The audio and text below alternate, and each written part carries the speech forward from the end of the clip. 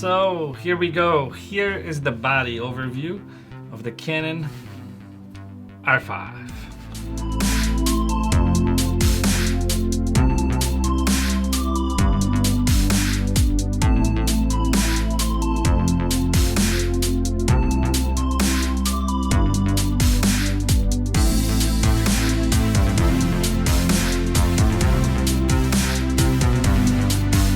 Okay, so let's start from the top, or let's start from the front actually.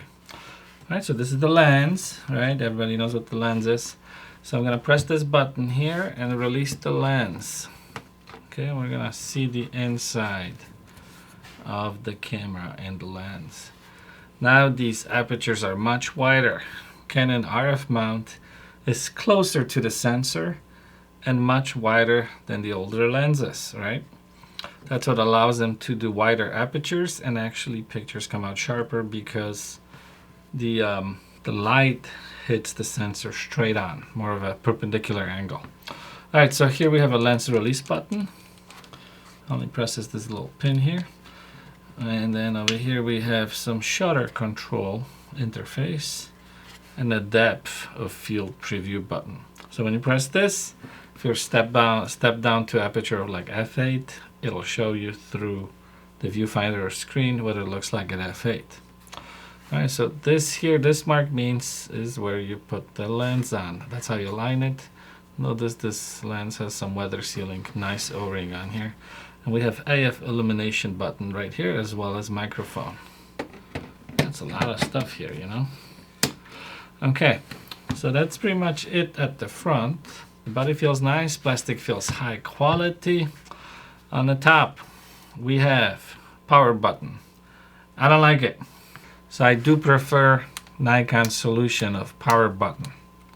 Turn it on and off right here with one finger. Find myself a lot of times I grab this camera, my second hand's busy, I have to somehow get in there and turn it on and off. Just annoying. Alright, so going again at the top here. This mark here tells you where the sensor is. So this could be useful for shooting panoramas to kind of find the nodal point to the plane of the the sensor. Then we have here is a multi-display kind of LCD on top here. If you hold down the illuminator button, so this is glowing, and you can see it easier at night. However, the buttons do not glow at night, unlike the 1DX, which sucks because if it's really dark, it's hard to see what you're pressing. We have the mode display here, shutter speed, aperture, ISO. And then if you're other mode, then let's switch modes. Let's go to let's go to shutter mode.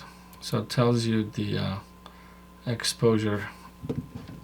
So this is what the camera thinks. You can kind of override exposure here. Okay. All right. So let's press this, and we're at F14. So now it tells you here your AF, the mode of autofocus, and which selector point you have, or like selection area, and you're in servo mode. Okay. This is the drive. So it's a single shot. Auto white balance. This is your picture styles, standard, and this would be your exposure metering. This thing here tells you which card we're recording. Now this would be your video setting, your P for video, full HD, and you're shooting 2997 frames per second. Okay. So this takes a little bit of getting used to. I do miss the standard mode dial for the modes. It was really quick for me to change those. But definitely this is not really a handicap. It's just something you have to really get used to. Okay. Now let's turn off the camera. Let's look on this side. So this is where the memory cards are housed. There's some weatherproofing here. It's not a single piece of foam, so yeah, I guess some water moisture could go through. It's weather sealed, but you know, maybe for light rain. Okay. We have CF Express card using Sony's card, go figure. All right, so that's pretty cool. And then the SD card. Door seems to have a pretty nice resistance, so you don't open it accidentally. Let me disconnect it off the grip. Now let's look on the left side here. We have headphone jack and microphone jack, SYNC cord for flash, and USB-C connection, and a micro, mini, minuscule, tiny HDMI connection. If you break this, you break the main board, so you gotta be really careful when you're using this super small HDMI connection. In my opinion, they should have went with the bigger one. Okay. Anyway, so that's fine. We have a viewfinder with the sensor, proximity sensor. So as you approach it, it can turn on the viewfinder, turn off the LCD. That's also configurable in the menus. Vari-angle LCD. Okay. So if you want, if you're blogging, you can see yourself in the front. That's very nice. I like that. Now we have a joystick here, autofocus button. This could be used for back button autofocusing, exposure lock, and then selection of focusing points, zoom, info button. So this is accessible through either viewing photos or during shooting to show you various types of information on camera. Quality control button. Now this is the back dial, could be used to change some settings. Sometimes it mimics this, and this works the same depending on where you're at. Then we have a playback button, trash can button. All right. So this was loaned to me from Canon. Obviously, we have a mount here for the tripod, standard 1/4-20, interface to the grip, right here, this one. Okay, and then we have a battery, I guess hole. All right. So let's put on a grip. Grips are nice because makes the camera whole and big. So I gotta tell you, this camera is very substantial. If you carry it all day, you could get tired. So I would advise finding some sort of a strap or whatnot, okay? All right, so what else we got here? So the grip mimics the buttons here and here. So then if you're shooting in vertical modes, you can adjust a lot of settings, and even the back dial here and here, all these playback settings and all these buttons.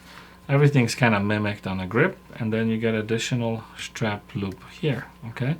You can turn off the buttons and dials on a grip here so you don't accidentally change anything, because that happens a lot, all right?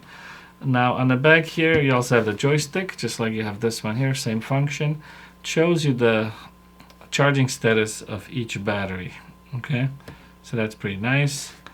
When you access the batteries here, you can also flip this out, and you can put in a dummy battery and power the camera indefinitely, which is pretty cool.